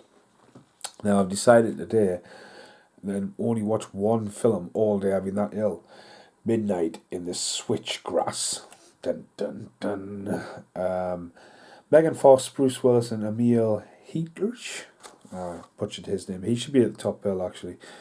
It's also got the guy from Mars Attacks who looks after his grandma. He's the main bad guy in this. And also Colson Barker, which you would think, do you know who he is? Should be on the front cover because he's popular enough to be on the fucking menu screen. Look at that. Machine Gun Kelly. Obviously now engaged or married to Megan Fox. I know it's really dark in here, but I'm literally got such a bad head. I'm just literally shutting down. This has been potting on in the background. This is one of Bruce Willis's better films. It's 95 minutes long. Megan Fox is in there. It's a mid-water America kind of truck stop killer going on there. Bruce Willis pretty much playing the supportive older cop looking for retirement and a way out. Megan Fox is, looking amazing as she does, but she's obviously getting into the wrong side of trying to track this guy down and sort of that kind of era. Nice little score, drained of its colour in certain ways. Lots of really good shots. As I say, Machine Gun Kelly turns up quite early in it, playing a pimp. And then him and Megan Fox have a bit of a scene together as well, which you can see there's chemistry there. You can. And then Bruce Willis just plays real support. And as I say, the other actor who's really good, actually, Bruce Willis and him are in Alpha Dog together as well. So he's been around, he's been quite a lot of films. And it just parallels on, you know what I mean? It's, as I say, it's been on the shop floor for quite a while. Obviously, it's billed for Bruce Willis and Megan Fox to sell it again, as I say. So I think it would have done a lot better if it had Machine Gun Kelly on there as well as putting the other two actors on. I mean, the other actor is down here in the bottom, look. There he is. He's the main star of the movie. It's them two. His name's there. But then it's obviously the dude with, he's not even on the back. Machine Gun Kelly's on twice, look. Let's see there. Who's beeping me? Once Upon a Time in Hollywood, who was in? Lucas. Aye. Bird Box, doesn't even say Machine Gun Kelly. Whatever. But yeah, again, I've just enjoyed it. It's not one I've hated or anything like that. I do like a little psychological serial killer murder and stuff like that, and it just moseyed along. Remind me a bit of that one I watched recently as well, The Little Things with Denzel Washington. And to be honest with you, asked me in about a year's time, considering I watched stupidly enough the River Murders recently with Christian Slater and Ray Liotta, I would probably struggle to tell the three of these films apart. This t-shirt's massive, I've gone, by the way. It's like me literally. It's not like I've gone. I think I've lost weight or how ill I've been. That's a different story. But another thing as well. I've always thought this film's called Midnight in the Switchblade. I just didn't really. The Switchgrass. I haven't got that. Again, it's Southern America, Middle America, truck stop killings. Bruce Willis in there, and it's one of the ones where he has took a paycheck in a way, but again, I think he's chose well with this one. It's been well handled, and it says the director's company's on there as well, which is always a good sign when you get a straight to DVD like that. It doesn't even get a Blu-ray, but yeah, actually the director's took time to do it, so I can appreciate that. So yeah, next one for the good, the bad, and what the fuck, and hopefully I'll be feeling a lot better and not lose my voice halfway through. Bye for now. Hello, and welcome back to the Tears. Welcome back to the good, Bruce Willis. Welcome back to the good, the bad, and what the fuck's of Bruce Willis. It's the next day after Midnight in the Switchgrass. Man, I still have not got myself together today. I haven't been anywhere. Just briefly took the dog for a walk. The fresh air just nearly knocked us out. I've just been trying to recover. And I went for my afternoon nap. And I kind of look like Bruce Willis in this next movie. So I managed to pick up two versions of this one movie. And it's Tears of the Sun. And then there's Tears of the Sun, the director's cut. So two different variants. 2 hours 17. And 2:56. So approximately 25 minutes extra. Bold thing for DVD to do that though. Because it's not very highly rated on IMDb. It's just coming over the 6 mark. I don't really look at the IMDb's. I just know I was like, because when you look at this movie, right? This is Bruce Willis coming along. DVD is in absolutely DVD's here now. And Bruce Willis has just been in 16 blocks. And this film, apart from Heart's War, which will be also in this one, I don't really associate war and that kind of stuff with Bruce Willis. Again, The Siege was also in this, but Bruce Willis in this showed how good of a fucking actor he is. and it's from the director of Training Day. I mean, that's plastered all over one side of it. And also the guy who went on to direct Shooter, which is a really good film as well. But Bruce Willis owns this. Cole Hessner does not get enough credit in this as well. He is absolutely fucking phenomenal. John Messer as well, who ended up being in the very popular at the moment Anacondas. Tom Skerritt is also in there, and Monica Bell Aguchi is also in there. But there's a couple of other people, familiar faces you'll recognise as Bruce Willis's team. And, you know, it's a very slow burner. You know, it's slow burner, but it's a well-made movie, and you can see the location, you can see the scale of like the production, you can see the drama, you know, and you're waiting for something to come. And like, I think it's a war film. I think this movie, it's not trying to be an action movie. I think that's where you need to realise here, it's drama. It's a war movie. It's generally like, this is the casualties of war, and, you know, you can see them going in there and like, they want to interact but they can't react, politics coming involved, and then, you know, it's just a human instinct kicks in. But I've enjoyed it. I've really enjoyed it, and you know, the special effects, the practical effects and all that, and just again the gunfire and the creativity was absolutely brilliant. Like, so yeah, it was a good film. It's just really knocked us out though. I did mention the other day when I'm cleaning out Bruce Willis' box, look at that weird cover for Hostage, so I've remembered to get that. It looks really crap compared. But again, there's quite a few Bruce Willis movies still to do. It's why I'm trying to make these a bit short, because I realised when I transferred the file, which I haven't even looked at yet, it was over 5 gig of rambling anyway. But we know we're trying to get there. But again, good film. Would have took a long time to make, and that's another thing I wanted to put in here. This was no 5-minute walk in the park with Bruce Willis. This is Bruce Willis would have had been fully committed. He would have got fully paid for it as well. Like, but there is a lot of like physicality, there's a lot of time in this. He's not just walking in, doing a few lines and pissing off with that, because that would have took a long time to make. So fair play to you on that one, my man. And right, I'll see you next time. The Good, the Bad, and the What the Fucks. Hello, so I'm back with the Bruce Willis, The Good, the Bad, and the What the Fucks. I am not buying any more films. Once they're done, because this is probably going to be one of the longest Bruce Willis ones, if not the longest. You know, anyway, what are we talking about? We're talking about, again, this is got me baffled. So, right, we're talking about Fortress, right? And the next one's obviously going to be Fortress. It's next time. Now, we're not talking Christopher Lambert, and we're not talking the Australian movie that will appear on this channel. There's another film called Fortress. So, again, Jesse Metcalfe, Bruce Willis, and then Chad Michael Murray, and they're all in the sequel as well. Now, at one point last year, Bruce Willis had 6 films on the DVD chart. And these were 2 of them, because these came out quite close. So Prison Has No Bars, and there's a picture of a big ass fucking fortress. My God, I mean, I seen a trailer for this on Summit recently, and like, Bruce Willis is in quite a bit of this. The problem I've got straight away is like, it isn't a fortress. Bruce Willis is a CSI agent in a retirement home, and this retirement home has apparently got a perimeter and some guards, and then there's a group of people who need to break into it. That's the fortress. One security guard's going around like he's having the best day at work ever, killing people. Chad Michael Murray comes in as the bad guy. Bruce Willis and his son are trying to re-incite the differences. His son didn't know Bruce Willis has been the CIA for that long. And the same director. No, different directors. The only other person in here is the guy who plays the bad guy in... came back in Cobra Kai recently. He was the bad guy in Karate Kid 3. Yeah. But yeah, it was a pretty bad movie. It was. As I said, just all seems to be, you know, there's not a lot gone on. The last from Charmed, the older one of the bunch, who was in Mallrats, she popped up in it. She popped up in another film I seen recently called Hot Seat with Mel Gibson. Again, these films, I think what damages these films is they just look a certain way, but I think it's the score, and then just doing stuff with CGI, like gunshots and gunfire and all that.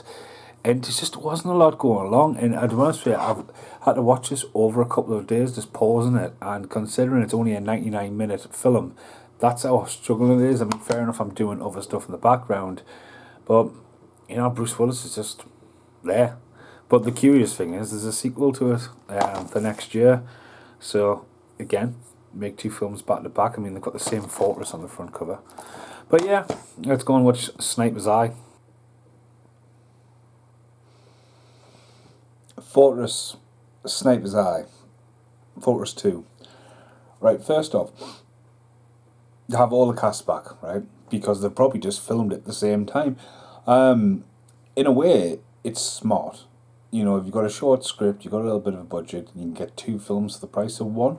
You know, Bruce Willis is in there, Chad Michael Murray's back, the lass is back, the lead actor's back, the security guard from the first one who went on a killing spree is back, and then the location is back, and it's pretty much been stripped to bits, so it's a shell of a location, because in the story, they're getting rid of the location. Meanwhile, Bruce Willis has went off on a little espionage saviour and ends up in a hospital bed for pretty much the whole movie, you know.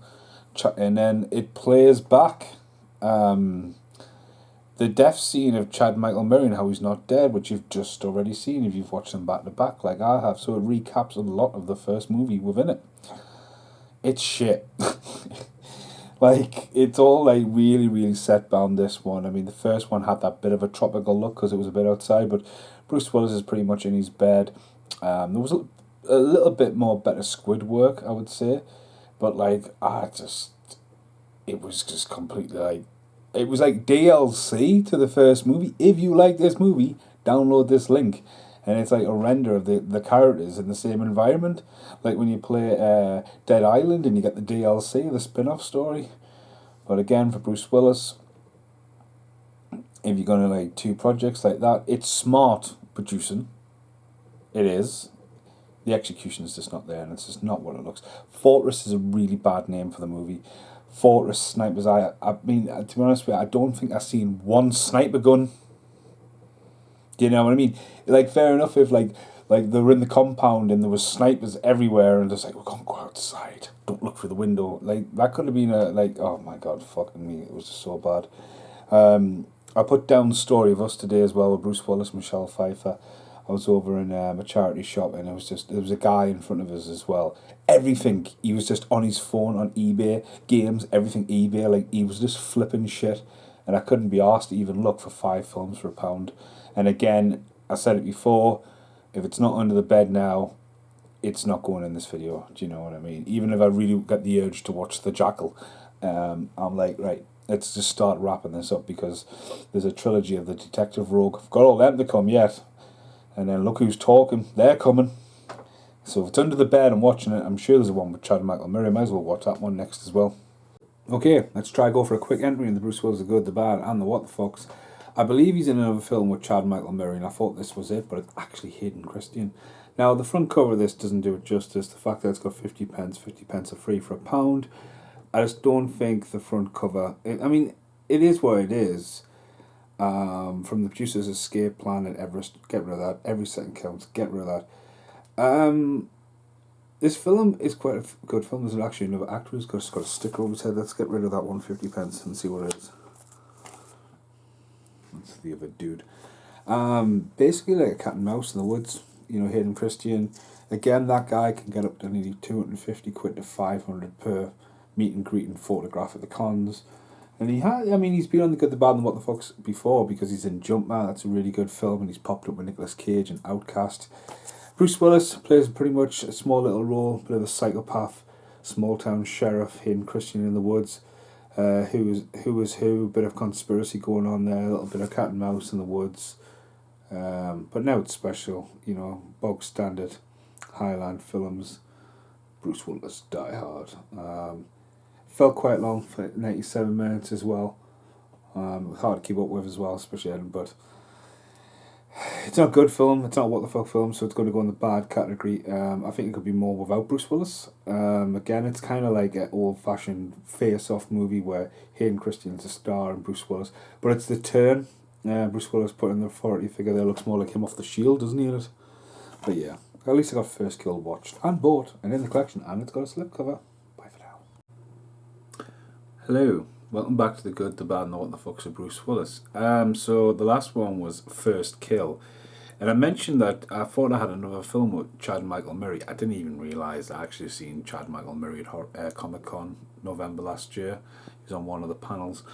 Anyway, I did have another film with Bruce Willis and Chad Michael Murray. It's called Killing Field, right? Also known as Surviving the Game. There is at least 5 actors. The taxi driver from Fortress is in it. The sidekick from Fortress is in it. The other guy is in it. So there's 5 actors so far. So this must have been filmed exactly the same time between the Fortress movies. Hence why Chad Michael Murray has little scenes in between them.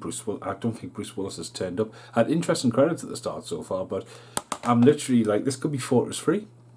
I'm literally a little bit confused about what's going on here, but again, you set up production, you get these all down, you produce these films in one go, bang them out, Bruce Willis on there, Chad Michael Murray, boom, boom, boom, and there you go. So we're about halfway through this one. Okay, I don't have enough time to finish this video today, or the film anyway, but Sean Can, whatever you call him, who plays Mike in Karate Kid, who's obviously just returned up in Cobra Kai, he was in Fortress, and now he's just turned up in it, so it literally looks like they've made Fortress this, then Fortress 2. So again, it's, for me, it's very, very disorientating with what's going on, and I feel like I'm in this real world, but everyone's playing complete opposite characters here. But again, production-wise, for someone to make 3 films out of one thing, fair play to them. But I still have no idea what's going on. It is so isolated, like the Fortress movies as well. Like First Kill, you know, felt like more out of it. This feels like it's literally filmed in the same location. Hello. Okay, so we haven't got around to finishing Killing Fields yet. Now, in this part of the video, I was at Liverpool Comic Con on Sunday, and if you check out the vlog, which will be on the channel, my car broke down, so I had to get towed all the way back from Liverpool. So my car's been getting fixed, so we've had Brit's car, and instead of getting the bus, that's an hour and 20 minutes. This morning I opted just to get a lift off Brit. Our shifts were similar, but I ended up watching 2 Bruce Willis films before I even started work. So I watched his brand new film, and on IMDb at the moment, it's his last film he's made, Assassin. Whew. Like, Bruce Willis is in it, so is the guy from Prison Break. The woman goes in the bathtub, she says something like that, and she wakes up. So there's all these weird scenarios of assassins fighting, and then it's just like, I'm not real, and until she wakes up. Wow, it was pretty bad. And then I watched Survive the Night, another film with Chad Michael Murray in.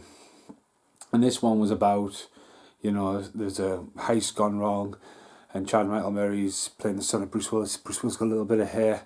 And I was just like, isn't this the one I was talking about called Killing Fields? But that's Surviving the Game, which has nothing to do with Surviving the Night 2 years prior. So yeah, they were pretty bad films actually. But I'm really, really trying to push forward now, because I understand at this point this video is epically long. But again, it is the last Bruce Willis one. But I really need to start powering through these videos. So yeah, there's 2. There's Assassin and Surviving the Night, and I'll finish Killing Fields and try and work out what I can't even remember what Killing Fields is now because of them 2 films today. Because Chad Michael Murray. Hello. So obviously I'm back to the Killing Field, right? I'm just sitting down and I'm just downloading some video footage from filming 2 gigs back to back today. On the download of the first tape, which just took approximately 15 minutes, I've just watched the car chase keep going and going and going. And like, it totally reminds me of driving on Far Cry, and I was just like, this is like filmmaking 101. And it just kept going and going to a massive unclimactic thing. This is really bad, this one, mind. And it's so confusing because of the Fortress and the kid. Oh. Honestly, yeah. This has been the Killing Fields. It's done. It's about finished anyway. It's a pretty bad one, like. Well, I've just watched 10 minutes gone. Long hour and a half, that one. I still have no idea what's going on. It was a pretty bad film. Got the dude from The Shield in and Gotham, Michael Jenkins. I don't know what I call him, Jenkins. It's bank heist, card game, Bruce Willis wandering around, and backstabbing. But yeah, no. So, another Bruce Willis film. I've managed to edit my Liverpool Comic Con video in one go, so I'm happy with that. But I went in and grabbed Bandits and didn't realise it was from Dutch. It's Holland. It's played alright though. Bruce Willis has the most haircuts, like, look at this. Look at him there. Yeah. not too bad, but Bruce Willis and Billy Bob Thornton do not have the same chemistry as they had in Armageddon. It's like bank heist, good heist. It's Barry Levinson film. It's a long ass film. It's one of the ones where, you know, you're thrown off guard because you like it goes all the way back to the beginning, halfway at the start, and it's like it's like, are you watching Ghost Story or something like that? People are ghosts and stuff. Not ghosts, but like, all the dead and stuff like that. And it's like, as I say, it's been on the background. It's probably one of Bruce Willis's last biggest like productions, because this is like a Hollywood movie. It's not any of the Europe ones I've been watching lately. It's a big budget movie that would have been aimed at the pictures, and that's not a couple of days work and off you go. That's fully commitment for a while. That says lots of different locations used. But yeah, that's it really for Bandits. I really like this. Well, I'm gonna have to start speeding these up because I'm running out of space on my computer for my temporary stuff, and this Bruce Willis file, it's huge. It's actually that big I might even struggle to master the bastard. Creep. I'm punishing myself today for me hangover. Excuse me. I really this is the good Bruce Willis, the good, the bad, and the what the fucks. But I've done my Liverpool vlog, and I've just decided to power through the work vlog from yesterday because I don't want to go back to work tomorrow. I'm thinking, I've got loads to do. Because again, I'm trying to not film much and get back to music video. So, I've just watched a Bruce Willis film that it came out on Blu-ray, unlike all these other ones. Like, I'm sure I bought Trauma Center as well. Give it a shout out because that might be in the box. I might not have watched it. I seen the trailer for that the other day. There's just Bruce Willis is everywhere, but this is the one that is actually out on Blu-ray. I think starring Michael Rooker, and they've done a weird thing where Bruce Willis's name's above Michael Rooker's head, and Michael Rooker's is above Bruce Willis, and it's a dazzle corrective measures. It's called Anarchy in the World's Most Deadliest Prison. So yeah, I put it on, and I was instantly just like, what the fuck is going on? Because there was a guy who's wanting to be the Punisher fighting, which I thought looked like a werewolf. Then it was a werewolf, and then I thought, is he just doing a movie here? Is this something? Then one of the guys was bulletproof, and I was like, no, this is serious. And next thing you know, Mickey Rourke's just sitting behind the desk like he does pretty much all through the film, and Bruce Willis is sitting in his little pan, do his best Steve Buscemi impression from Con Air. I was wondering when Bruce Willis was going to turn up in this random ass movie. Here he comes.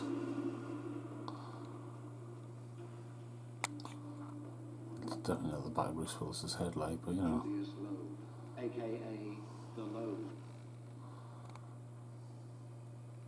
Good morning. This is the fourth time you've been summoned in front of this court to discuss your parole. When I get the 5, will I get a toaster? Right, okay, so now the Con Air thing's been in. This is a really, really what the fuck film. I mean, as I said, it's trying to be bright. It's kind of like trying to borrow from Suicide Squad. There's animals in there. Kevin Iggs or whatever he is from a really good film called The Colonies in here, but it's a real stinker. This one, like, absolutely stinker. As I say, there's creatures walking around. They're all just wanting to get parole. It's trying to be Shawshank Redemption. It's just bad. It is what the fuck. Wow, that's all I've got to say about that. So last night, me and Britt, because I was watching New York films, so we recently watched Serendipity, and last night we watched Die With a Vengeance. So, another Bruce Willis film. It's been in the Good, the Bad, and What the Fuck's before because of Samuel Jackson. Probably the best Die Hard. I mean, I've seen that film with the pictures when it first came out, and that film doesn't get old. It's so funny. It's got some amazing bits in it. The Central Park scene is just a wonder. You know what I mean? To see New York just embrace that movie as well.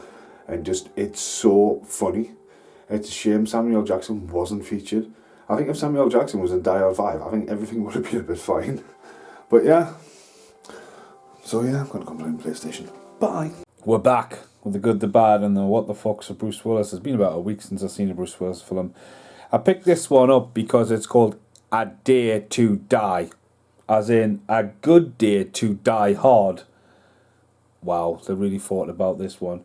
Bruce Willis, Kevin Dillon, and Frank Grillo. Kevin Dillon, I watched it in a film recently. It's got to be the same trick, called Hot Seat with Mel Gibson. And I also seen Frank Grillo in a film called Boss Level with Mel Gibson. And then this is, cause there is no helicopter exploding into a tower. It is not Die Hard on the back, by the way. Look at that. This is way long, an hour and 105 minutes. Bruce Willis playing a bit of corrupt cop. If you said to Kevin Dillon when he made Platoon, in 30 years' time you'll be in a film with Bruce Willis and Mel Gibson, he would have been like, in the same year, he'd be like, fucking anywhere. But it was, Leon's in it as well, who always plays a mint bad guy, as in Leon, as in Cool Runnings, as in Cliffhanger. Pretty much a nonchalant story. Abraham Justice, that's who did the stunts. What a name. Okay. Abraham Justice. Again, Bruce Willis turned up. There's a bit of conspiracy going on there, some that. The ending, I was like, I'm gonna fucking turn this off. Bruce Willis standing at the car, full on CGI bullets, full on smoke, full on tires popping, full on fire, anything. And all the way through the film, it's all just green screen backdrops and stuff like that. And again, I understand you're trying to make these movies out of budget and chuck them out. I mean, who's not going to buy that? A Good Day to Die, a Day to Die. Bruce Willis, you're going to think, it's going to be interesting because, again, Bruce Willis, you put all Bruce Willis films as down. They're going to be good, they're going to be bad, and you're going to be like, what the fuck? And that's a what the fuck. And that's pretty much where I'm going to end it there. As I say, it's been one of those ones. I just picked it up. Gets top billing, but not really the star as well. But yeah, I need to speed this up. This is going to be the longest Good, the Bad, and the What the Fucks ever. And I'm just making it even longer now. Hello. So, I've been able to fit another Bruce Willis film in the night, and there's only a small handful of them left under the bed. I think two of them are trilogies, trilogies. Then there's Reds and Reds 2, and still a few to go anyway. Vice. And it had me head baffled for a while because Vice is on Blu-ray, and I had to open it. I was thinking, I've watched Vice before. And I realised I had 2 copies, and then I realised I gave one to Mitch and didn't give Mitch the unboxed one. But I think this is really cheap. It's interesting this because this is sort of the eve of Bruce Willis going into these low budget things. Escape Plans got written on there as well, but obviously being released on Blu-ray, this is no different to what I've just been watching. I mean, they have spent a bit more special effects money on the special effects. Thomas Jane's in here, but it's just one of these virtual realities. Bruce Willis is meant to be this kind of cryptic guy, and he does look fresh out of Die Hard on this, but it's a bit messy. It's in the future, there's no consequences. It's all about it's like Sims, the R-rated movie, really. And just some twists and turns, but that's all I've got to say about Vice. It would fall under the bad category, but it's, again, comes with a slipcover, well packaged. Have you seen it on the shelf? Bruce Willis at the time, before you knew that Bruce Willis would start taking the paychecks and stuff to, retire fucking happy as fuck, which he should. He's fucking done his time. He deserves it, but this is one that came along. How shiny the box is. Yeah, I'm shattered. Goodbye for now. Hearts War, started watching the video. I don't think I can be fucked to bother to revisit it. Bruce Willis has hair, it doesn't make sense. Colin Farrell looks like he's CGI, even though he's not, he's dead skinny. Cole Hessler's in it, probably the best thing about it is, but yeah, a camp kind of Beyond Courage, Beyond Honor. Bruce Willis in the mid, straight to films wise, nah, bit of a stinker. Didn't enjoy it, sorry, it's a bad movie, goodbye. So, quick review, because there's not that many films left finally of this Bruce Willis thing. Red, never seen Red before. And Red 2 is going to be next. I'm going to try and watch them back to back. Obviously, I was quite surprised at how big the cast gets. You know what I mean? There's loads of cameos in this. It's a the dog's eating food in the background. It's a well outlined thing. It's not a cheap paycheck for Bruce Willis. He's a star of it. He runs a hell. So it's just an ensemble cast. I think the cast could have even been bigger on the front cover. Carl Urban. What was that dog doing downstairs? But no, it's in there. It's background. It's funny. As I say, Rich Dreyfuss, Morgan Freeman, and I'm not actually sure what happened to Morgan Freeman, but I thought he died anyway because he's not the sequel that I know of. And, great film. I enjoyed it. Next one, obviously Red 2. So I've just took the packaging off. Red 2, yeah. Look, blue box on the outside. Disney DVD. So, well, it is a rewrap, but I was just a bit baffled by the Disney box. I definitely didn't enjoy Red 2 as much as Red 1. Too much CGI going on there. Still think it's a great concept. Unfortunately, they're not going to make a third one. Bruce Willis didn't do expense free. I think just like there's a lot of cast from Justified in it, but just even like the bitty roles. You know, they've got someone who's like old school famous, not like new and up and coming. Felt like it went on a bit too long, this one. John Malkovich is just brilliant in it. But fair play to Bruce Willis, you know what I mean? Unsure why they didn't do a third one. Obviously, they could have got like someone like Clint Eastwood or something in there. It seemed to have that kind of thing going for a franchise. But yeah, as I say, Bruce Willis is going to take it for a paycheck, isn't he? So, but again, on top of it, before we got to all the craziness, I'm dreading how big this video is, but as I say, just double films back to back. Just didn't enjoy it as much as the first one. Did find it hilarious how Anthony Hopkins is found in a mental ward and he's like, shades of Hannibal Lecter. That was an interesting twist, but yeah. Bye. I've waited that entire film for the whole 9 yards after watching Red 1 and 2 back to back to be turning the disc over because it's one of them discs. Now I've been putting this one off for a while to watch, hoping that I would pick up the whole 10 yards because I'm aware it's got a sequel. But right now, it's going to be Look Who's Talking, 1 and 2, and then finishing off that detective trilogy. It's been a long time since I've seen whole 9 yards. Obviously, Matthew Perry and Bruce Willis were in Friends together. Matthew Perry made a cameo in The Kid. Amanda Peet, man. Just like Natasha Henske on Amanda Peet, probably Amanda Peet. Like two utter bombshells in this. Kevin Pollak's in this as well, who's in Hostage, and I noticed that this is produced by Bruce Willis's brother as well, who also produced Hostage as well. So it's kind of like a homegrown thing across the border. It's kind of like, this is quite... It's got quite a Hudson Hawk kind of feel to it as well. Bruce Willis always dibble-dabbles in that weird offbeat comedy he likes to do. I mean, he's a great comedic actor. He's the everyman action man. He can be a right psychopath, and he's an all-round great actor.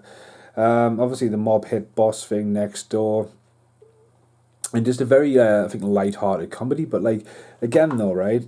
It's a 15, and Amanda Peet fully naked with her tits out and everything. You think, well, it's worth owning that. But yeah, I was to say, I don't remember the whole 10 yards. I know that absolutely flopped. And as I said, I'm just really trying to wrap this video up. At this moment, it is the 2nd of May. This has been going on for a long time now, and I know the file's over 10 gig.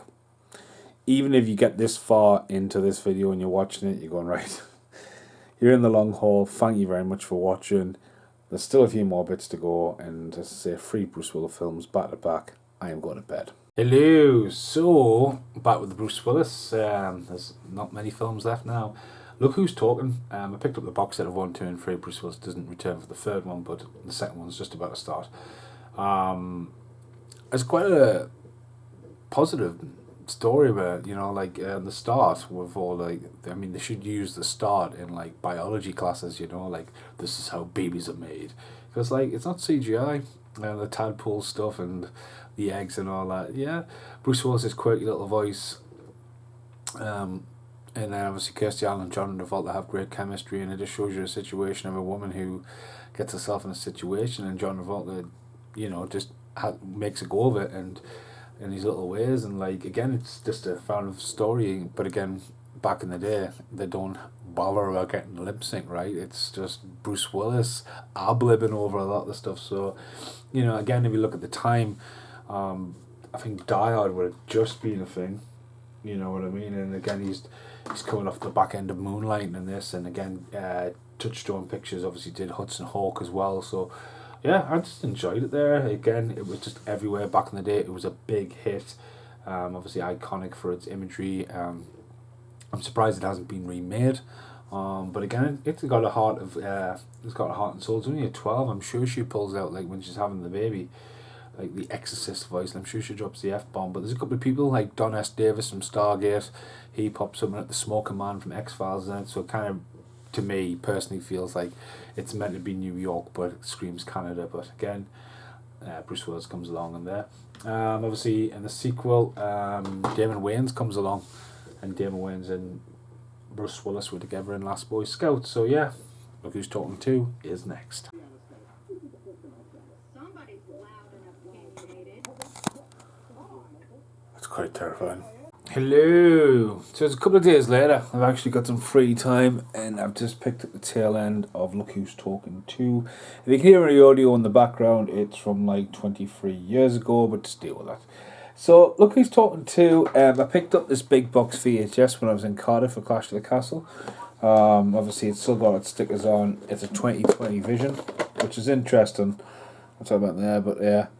Look Who's Talking pink tape. Pink reels, man. Pink reels. Obviously still got its winter trip available to rent. Look Who's Talking, $9.99 to buy. Yeah, 2020 vision. I have no idea what that would have been. It's digital tape from years ago. Nowhere as near as good as the first one. So obviously Roseanne Barr comes in to play his sister. Bruce Willis is there and he returns. John Travolta pretty much gets to fill the void, and it's so fast tracked that like he thinks he's in Greece at 1 minute again. Obviously the dog's drinking in the background. Damon Wayans comes along as Eddie. Obviously Bruce Willis and Damon Wayans would have been working at the same time. It's just not as good. The first one has a lot of relationship values. This one just seems to be a bit like a fairy tale, especially like the guy who plays the parrot in Aladdin, who's on about, I'm going to have a heart attack, and he's got that really quirky voice. He's in Problem Child 2 and all that. He actually died of a heart attack, so he predicts his own death in real life. There's the dog finished eating in the background, but it just, even that bit with John Travolta's dancing around and sliding down the stairs, I was like, this doesn't really help that. And there's that really creepy bit that was a cut before I got there after the other day, when there's that weird puppet baby in the womb, and it's just like, that fucking will haunt my dreams. So yeah, so we've got 3 Bruce Willis films left, and it is the Detective Night series. They are the end of it. This epic video. I just need this video done. I'm not gonna lie. I can't believe I've watched another Bruce Willis film today. I've literally punished myself, and I've finished my vlog video from yesterday at the shop, which it's good. But again, we're talking about Bruce Willis now. I've just watched the setup. 50 Cent, Ryan Phillippe, Bruce Willis. This looks like one of the early ones because the Conan remake with Jason Momoa was on the trailers.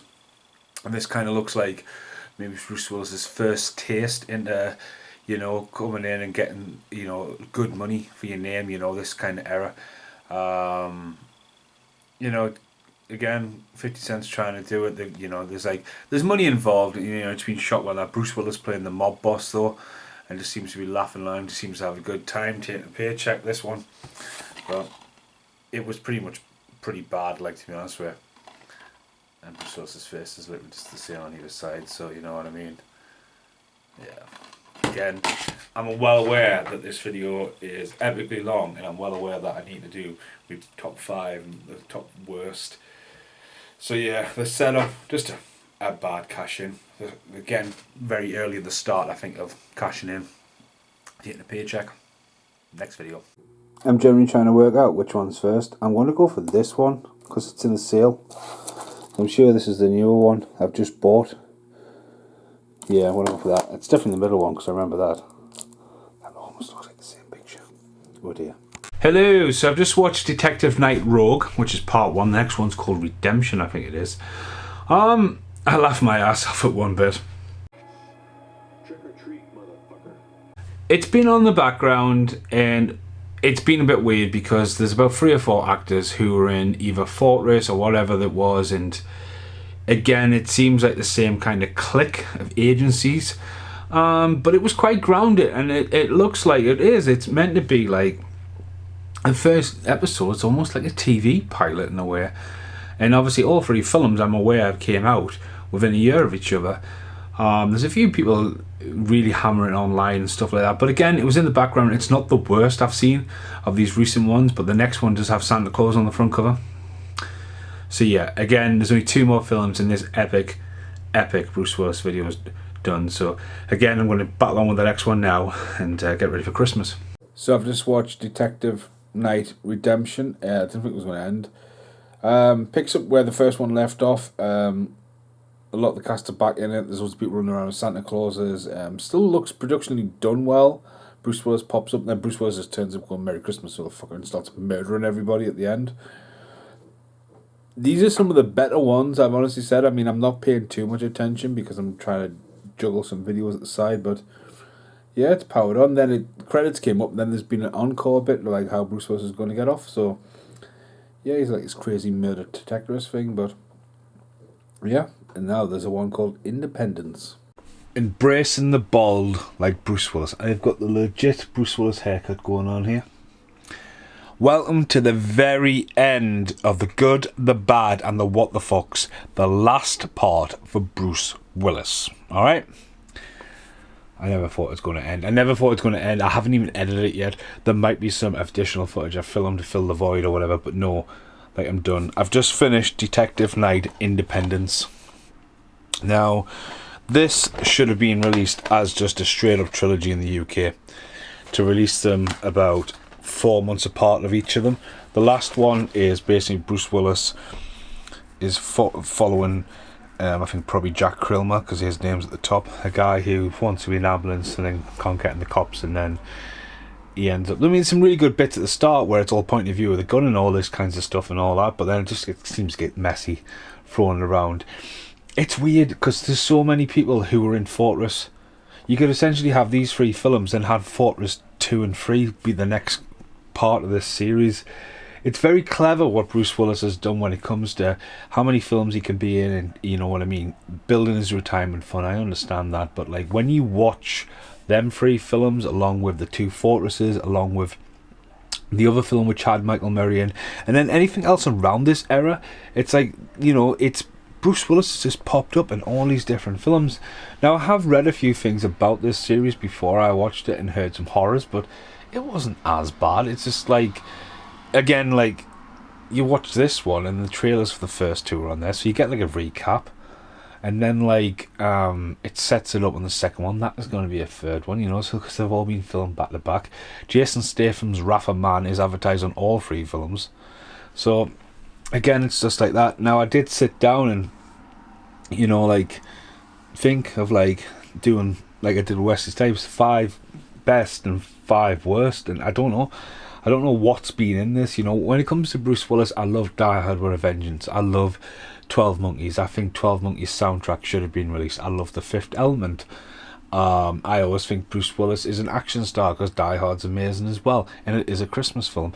But I also think he's really, really funny. But then he's made some great choices. He's worked with some of the best directors in the world. He's not afraid of it. Bruce Willis signs on your production, you are getting greenlit. It's simple.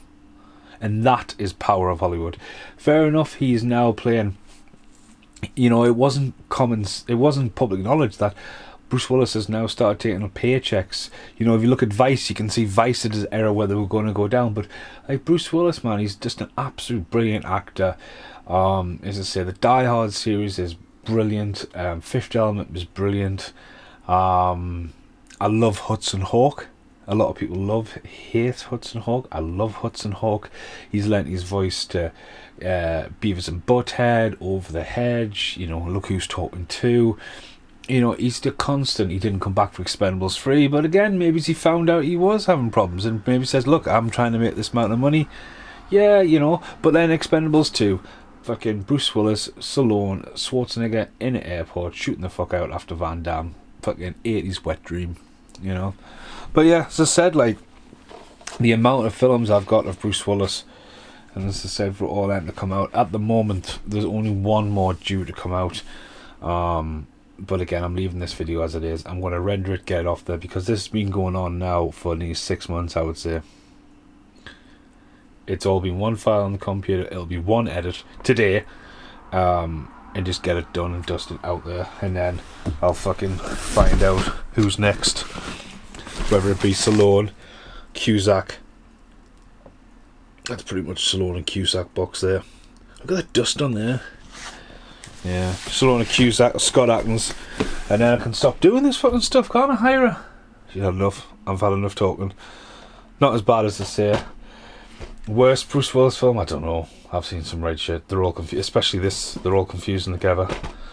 But probably Cosmic Sin. That was a right stinker. Apex Predator. That was a right stinker. Golden Gem. Lucky Number 11. That's a fucking class film. If there's any outtakes, if there's not, thanks for watching. Goodbye for now.